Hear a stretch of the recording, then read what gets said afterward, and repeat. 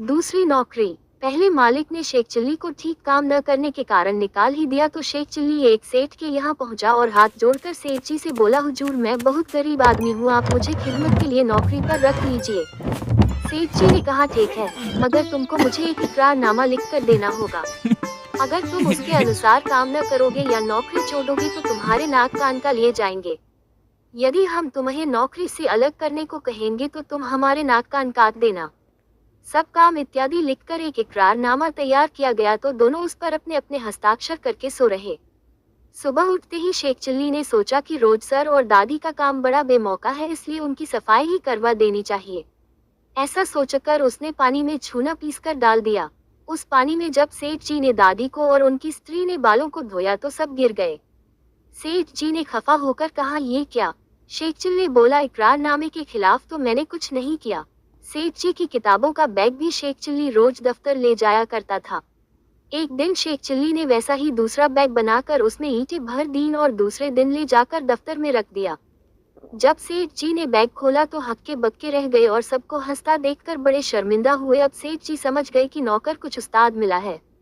Sheikh chilli की अगली शर्त थी प्रतिदिन घोड़े को चराकर लाने की। शर्त के अनुसार शेख चिल्ली घोड़े को लेकर चराने गए तो घोड़े को छोड़कर और चादर तानकर सो रहे।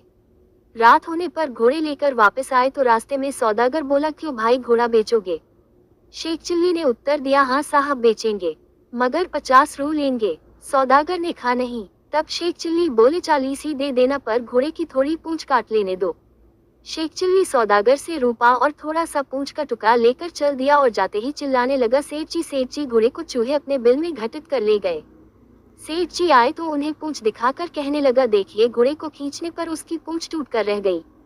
सेठ जी उसे नौकरी से अलग होने को कहते तो नाक कान कटवाने पड़ते थे, अब चुप होकर रह गए। शर्त में ये भी लिखा था कि शेख चिल्ली घर में जलाने को लकड़ी भी लाया करेगा। जब शेख चिल्ली लकड़ी लेकर आया तो उसने आते ही घर में रखकर आग लगा दी। सेठ जी उस समय मंदिर गए हुए थे। आने पर उन्होंने शेख चिल्ली से कहा, तुमने हमारे घर में आग क्यों लगाई? अब हम तुमको नौकर नहीं रखेंगे। शेख चिल्ली ने इकरारनामे की बात कह दी। सेठ जी ने तंग आकर अपनी पत्नी से कहा, अब तो इसे नाक कान बचाना ही कठिन है, क्या किया जाए? पत्नी ने कहा, मैं आपके साथ शहर चली जाती हूँ, यह आपके पीछे से भाग जाएगा। शेख चिल्ली ने ये सब बात सुन ली और रात को ही सेठ जी के ले जाने वाले बक्से में जा बैठा। सुबह होने से पहले ही सेठ जी और उसकी पत्नी बक्सा लेकर चल दिए। जब कुछ दूर चले गए तो सेठ जी बोले, कम वक्त से पीछा तो छूटा, अब वह नहीं आ सकेगा। ऐसे कहते हुए सेठ जी व उनकी पत्नी चले जाते थे तो बक्से में बैठे शेख चिल्ली को पेशाब आ गया तो उसने संदूक में ही कर दिया। जब पेशाब बहकर सेठ जी के मुंह पर आया तो सेठ जी ने समझा कि हलवा बनाकर हमने संदूक में रखा था उसका घी बह रहा है। जब सेठ जी ने संदूक उतार कर जमीन पर रखा तो झट संदूक में से शेख चिल्ली निकल आया और बोला, हुजूर के कदमों को तब तक नहीं छोड़ सकता जब तक नाक कान न काट लूं। सेठ जी ने कहा, क्यों? ये लो संदूक, इसे सिर पर रख के ले चलो। परंतु शेख चिल्ली ने इनकार कर दिया। लाचार सेठ जी अपने ही सिर पर संदूक रख कर चले।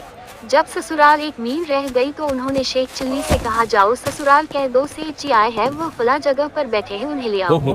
शेख चिल्ली ने ससुराल जाकर कहा, सेठ जी बीमारी की हालत में हैं, कठिनता से आए हैं, उन्हें लिवा लाएं। रात को जब खाने का वक्त आया तो सेठ जी के आगे दाल रखी और शेख चिल्ली को आचे 2 पकवान खाने को मिले। रात को सेठ जी को पाखाना लगा तो शेख जी बोले, बाहर कहाँ जाएंगे, यहीं इसी हंडिया में कर दीजिए। सेठ जी ने वैसा ही किया। सुबह होने पर बोले, जाओ हंडिया फेंकाओ, परंतु शेख चिल्ली ने मना कर दिया। लाचार सेठ जी स्वयं हंडिया कपड़े में लपेट कर फेंकने चले। चौखट पर ठोकर लगी तो हंडिया छूटकर नीचे गिर गई। सबके बदन पर